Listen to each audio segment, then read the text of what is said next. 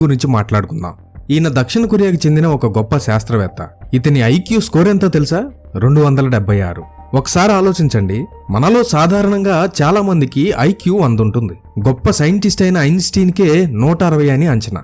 అలాంటిది ఈయనకు 276 అంటే ఆయన తెలివి ఏ స్థాయిలో ఉందో మనం అర్థం చేసుకోవచ్చు. ఇంతటి గొప్ప మేధావి తన విశ్వాసాన్ని ప్రపంచం ముందు ధైర్యంగా ప్రకటించాడు. 2025 జూన్ 17న ఎక్స్లో ఆయన ఇలా రాశాడు: ప్రపంచంలోనే అత్యధిక ఐక్యూ రికార్డు ఉన్న వ్యక్తిగా నేను చెప్తున్నాను, యేసుక్రీస్తే దేవుడు, ఆయనే మార్గం, సత్యం, జీవం అని ఎక్స్ ద్వారా అతను ఈ విషయాన్ని ప్రకటించాడు. ఆ తర్వాత ఇంకో పోస్టులో క్రీస్తే నా తర్కం, క్రైస్ట్ ఈజ్ మై లాజిక్ అని రాశాడు.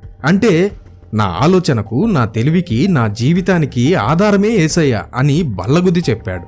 ఈ విషయం చాలా మందిలో ఉన్న అపోహను బద్దలు కొట్టింది. తెలివైన వాళ్ళు దేవుణ్ణి నమ్మరనే మాట అబద్ధమని నిరూపించింది.